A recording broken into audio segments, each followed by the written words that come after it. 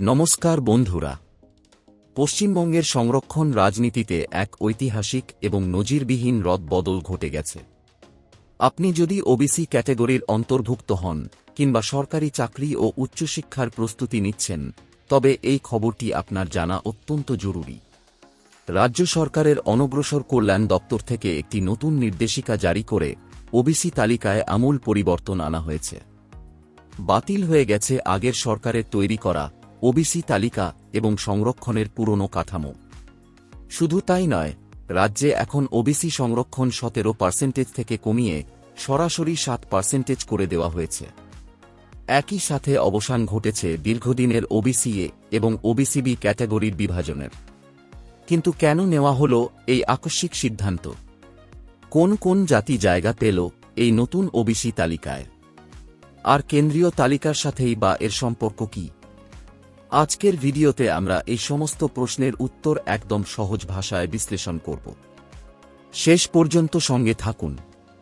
এই পুরো বিষয়টি বুঝতে গেলে আমাদের একটু অতীতে ফিরে যেতে হবে।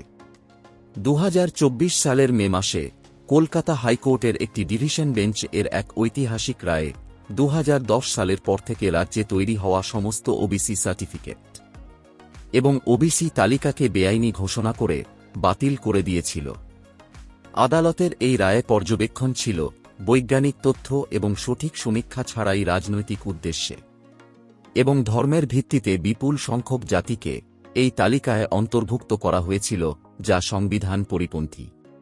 পরবর্তীকালে রাজ্যে ক্ষমতার পালাবদল ঘটে এবং মুখ্যমন্ত্রী শুভেন্দু অধিকারীর নেতৃত্বাধীন নতুন বিজেপি সরকার সুপ্রিম কোর্টে ঝুলে থাকা পুরনো মামলাটি প্রত্যাহার করার সিদ্ধান্ত নেয়।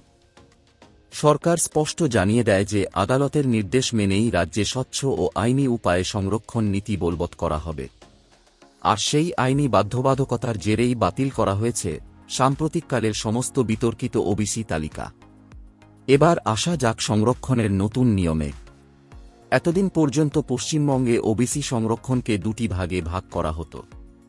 ওবিসি এ, যেখানে মূলত সংখ্যালঘু বা মুসলিম সম্প্রদায়ের সিংহভাগ জাতি অন্তর্ভুক্ত ছিল এবং তারা পাচ্ছিল 10% সংরক্ষণ। ওবিসিবি, যেখানে মূলত হিন্দু অনগ্রসর জাতিগুলি ছিল এবং তাদের জন্য বরাদ্দ ছিল 7% সংরক্ষণ।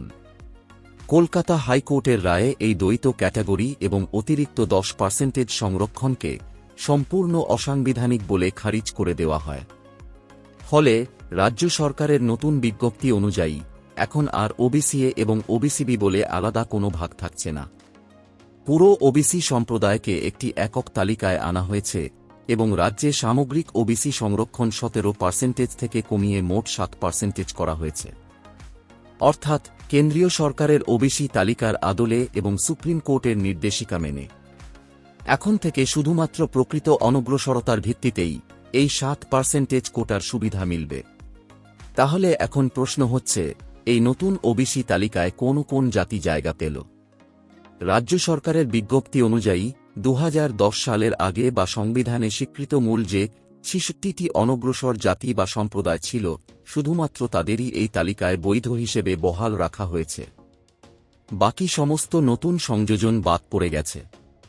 আসুন জেনে নিই এই 66টি শ্রেণীর মধ্যে প্রধান প্রধান কোন কোন জাতি রয়েছে, যেমন গোয়ালা, গোপ, কুর্মি, কায়স্থ, কাপালি, নাপিত বা নাই, তাঁতি বা তন্তুবায়, ধানক, সূত্রধর, কর্মকার বা কুম্ভকার, স্বর্ণকার, মোদক বা ময়রা, মালাকার, কংসারী, শাঁখারি, তেলি বা কলু, রাজু এবং খন্দাইত, ভুজেল, নেওয়ার, মাঙ্গার, তামাং, সুনোয়ার এবং থামি। এছাড়া অনগ্রসর মুসলিম সম্প্রদায় রয়েছে, যারা 2010 সালের আগে থেকেই স্বীকৃত, যেমন পাহাড়ি মুসলিম, কাসাই, হাজ্জাম, জোলা বা আনসারি মোমিন এবং দর্জি বা ওস্তাগর। সহজ কথায় বলা যায়, কেন্দ্রীয় সরকারের ওবিসি সেন্ট্রাল লিস্টের সাথে সামঞ্জস্য রেখে এই 66টি জাতি এখন থেকে পশ্চিমবঙ্গের চাকরির পরীক্ষায় ও উচ্চশিক্ষায় ওবিসি কোটার সুবিধা পাবেন। সরকারের এই ঐতিহাসিক সিদ্ধান্তের ফলে রাজ্যের শিক্ষা ও সরকারি চাকরির নিয়োগ প্রক্রিয়ায় এক বিরাট পরিবর্তন আসতে চলেছে। মেধার ভিত্তিতে নিয়োগের পথ যেমন সুগম হবে, তেমনি ওবিসি সংরক্ষণের ভেতরের তীব্র প্রতিযোগিতা অনেকটাই কমে আসবে বলে মনে করছেন বিশেষজ্ঞরা। তবে যারা 2010 সালের পর তৈরি হওয়া সার্টিফিকেটের সুবিধা নিচ্ছিলেন তাদের জন্য এটি একটি বড় ধাক্কা। এখানেই আরেকটি গুরুত্বপূর্ণ প্রশ্ন উঠে আসে, এই পরিবর্তনের বাস্তব প্রভাব ঠিক কী হতে চলেছে। অনেক শিক্ষাবিদ মনে করছেন এর ফলে সংরক্ষণ ব্যবস্থায় স্বচ্ছতা বাড়বে এবং প্রকৃত অনগ্রসররা বেশি সুযোগ পাবেন। কিন্তু একই সঙ্গে একটা আশঙ্কাও রয়েছে, যারা এতদিন এই সুবিধার ওপর নির্ভর করে পড়াশোনা বা চাকরির প্রস্তুতি নিচ্ছিলেন তারা হঠাৎ করেই অনিশ্চয়তার মুখে পড়তে পারেন। বিশেষ করে চলতি পরীক্ষার প্রার্থীদের ক্ষেত্রে বিভ্রান্তি তৈরি হওয়ার সম্ভাবনাও উড়িয়ে দেওয়া যাচ্ছে না। এছাড়া ভবিষ্যতে সরকার নতুন করে সমীক্ষা চালিয়ে আরও কিছু প্রকৃত অনগ্রসর সম্প্রদায়কে যুক্ত করবে কিনা সেটাও এখন দেখার বিষয়। কারণ সংরক্ষণ নীতির মূল লক্ষ্য হওয়া উচিত সঠিক মানুষের কাছে সঠিক সুবিধা পৌঁছে দেওয়া।